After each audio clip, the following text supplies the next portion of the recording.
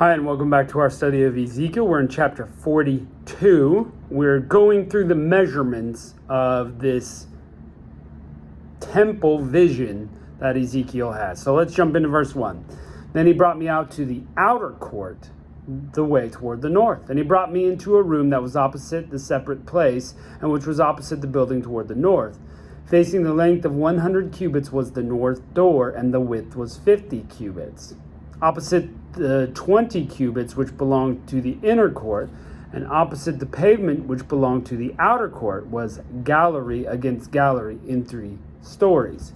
Before the rooms was a walk of 10 cubits width inward, a way of 1 cubit, and their doors were towards the north. Now the upper rooms were shorter, for the galleries took away from these more than the lower and the middle part of the building. For they were in 3 stories, and they didn't have pillars as the pillars of the courts. Therefore the upmost was set back more than the lowest, and in the middle from the ground. The wall was outside by the side of the rooms, toward the outer court before the rooms was 50 cubits long. For the length of the rooms that were in the outer court was 50 cubits. Behold, those facing the temple were 100 cubits. From under these rooms was the entry on the east side, as one goes toward them from the outer court. In the thickness of the wall of the court toward the east, before the separate place and before the building, there were rooms. The way before them was like the appearance of rooms were towards the north, and their length and width were the same. All the exits had the arrangement, and doors, like doors from the rooms, were toward the south, was at a door of the headway, even the way directly before the wall towards the east, as one enters into them. So again, these descriptions are just how it looks. And, the cubits that you could go and measure out a cubit, and that's how wide the door was, and the length of the court was a certain length. And they have these, walls, and they're this thick, and pillars and that thick. And so he is describing to Ezekiel, Ezekiel is describing to us how this building looked. Verse 13, then he said to me, the north rooms and the south rooms, which are opposite the separate place, are the holy rooms, where the priests who are near to Yahweh shall eat the most holy things. There they shall lay the most holy things, with the meal offering, the sin offering, and the trespass offering, for the place is holy. So now we're getting a little description of what they do. They're going to place some holy things there. When the priests enter in, they shall not go out of the holy place into the outer court until they lay their garments in which they minister there, for they are holy. Then they shall put on other garments and shall approach that which is for the people. And it just flashed across my brain. You have in the Lord's Prayer, thy will be done on earth as it is in heaven. And this is, a holy vision of how things should be with the priests of the people. The temple is a reflection of what was happening in heaven and the ministry going on there. They're ministering to God, the holy things, and we were trying to replicate that down on earth. And this is what Ezekiel is saying, exactly how it should be. And the garments, and you can't wear them outside because it's holy. Verse 15, now when he had finished measuring the inner house, he brought me out by the way of the gate which faces toward the east, and measured it all around.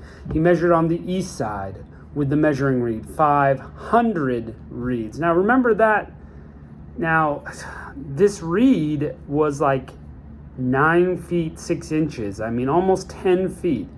So 500 reeds is like 5,000 feet with the measuring reed all around. So this big circle, 5,000 feet all around. He measured on the north side 500 reeds with a measuring reed all around. He measured on the south 500 reeds with a measuring reed. Turned to the west side, measured 500 reeds with a measuring reed. He measured it on the 4 sides and its wall around it.